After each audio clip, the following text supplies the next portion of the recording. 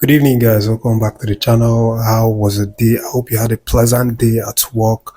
Wherever you're watching from, I want to say a big thank you for joining me once again on the channel. Big appreciation to all the subscribers of the channel. Thank you guys so much. Before I go into the updates for this video, I want to take a quick time and apologize for the audio and the visual of this video. They don't really sync together. I had a bit of an issue, but of course I'll definitely try and work on it for the next videos. You know what I usually do, give you guys update about the Nigerian Super Eagles, and of course this AFCON, especially at this very crucial state that we are at the minute. Quickly, there are a lot of updates. The update about Osimhen's doping issue, there's also an update regarding that one, and of course other interesting updates surrounding the Nigerian Super Eagles camp. But before I give the update, let me just first of all give a quick rundown of the matches that had gone down yesterday. We saw some interesting games happen, and of course the group toppers for our group A, Equatorial Guinea, actually being knocked out yesterday by Guinea. And that man, Emilio Nsue, who was terrorizing everybody, getting a hat trick over every coast, of course, getting a total of 5 goals. He actually missed a penalty in that one to throw away their chance of actually winning the game in irregular time. But of course, Guinea broke their heart in the 90 plus 8 minutes to send them home. Of course, we also saw Egypt, being sent home by the underdog DR Congo, and both sides, interestingly, actually had not won a match prior to that game, and of course, that match also ended in a stalemate, 1-1.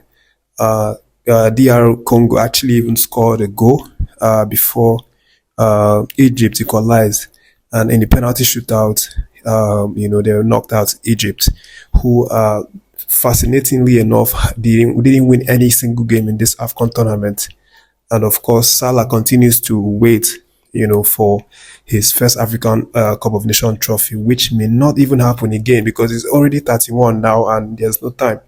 DR Congo of course qualified for that one, and they've not won a single game since the group stages. They qualified by drawing all their group stages, and of course, even in the round of 16, they still didn't win a match. They went on a penalty to beat Egypt.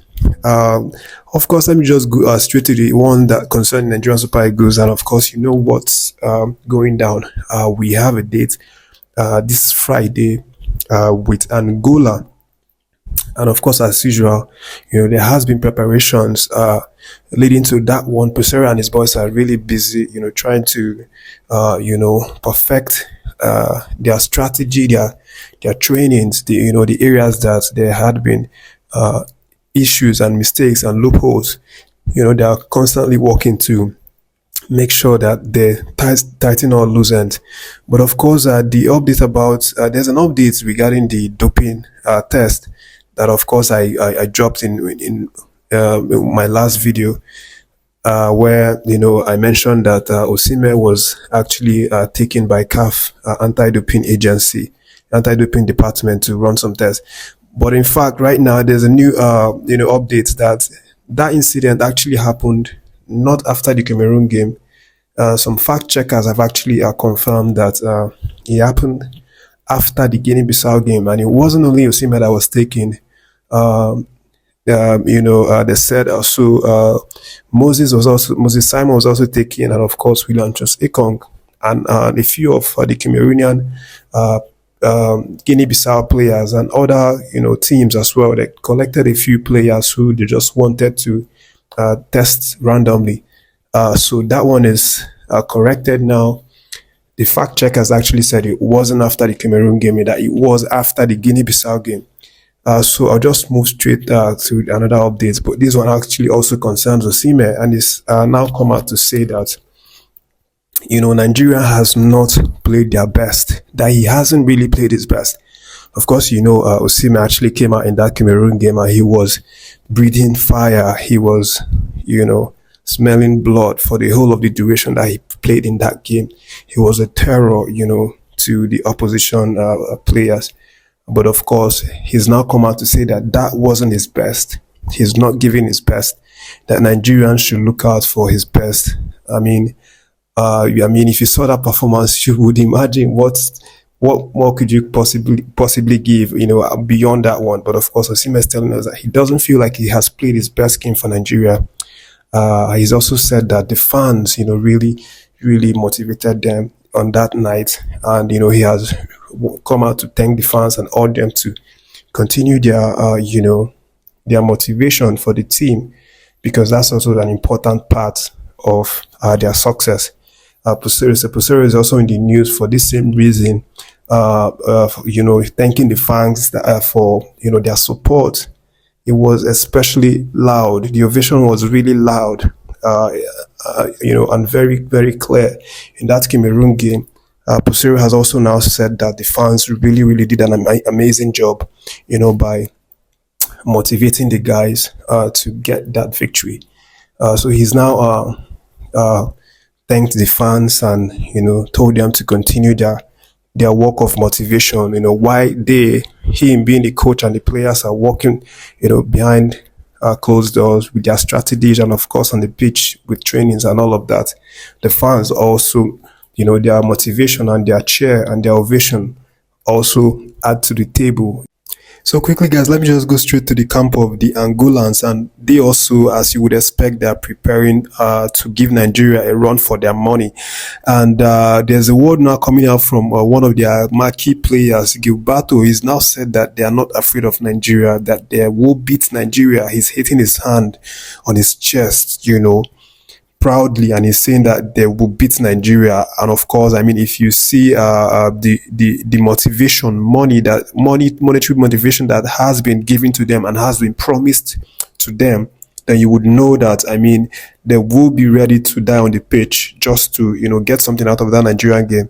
And of course, there has been lots of motivations, coming in from the guys. Is the fact that an Angolan bank called the Banco Cave has actually promised to give the players $9,600 each if they beat Nigeria.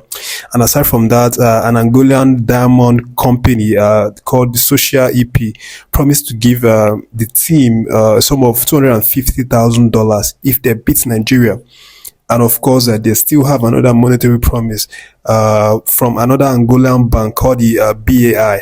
They actually, they've already even given the player $6,000 for beating Namibia 3-0. And in the round of 16, for triumphing in that Namibia game, they actually were also gifted iPhone 15 by Unitel, which is a telecoms company in Angola. So, these guys are really, really motivated, by their countries, by the companies in their countries, agencies, to beat Nigeria. That's what's really motivating them. And their player, now Gilberto, is coming to say they will beat Nigeria and all of that. But of course, guys, Friday evening is the date for the match. And of course, there will be lots of preparations. There's still a few days before that day. I'm definitely going to, give you guys on time update as it, regards this fixture. As it stands, the Nigerian Super Eagles are really fired up. They've, returned to training, the normal routines, two trainings a day. And of course, we are still hoping to hear words from Stanley Nwabali, as regarding his fitness. But in the meantime, those are, the updates from this hour. I want to say a big thank you for every single one of you for catching the videos, to the subscribers of the channel. Thank you so much. And I want to invite you to subscribe to the channel if you've not done so. Stay tuned for the video, and God bless you.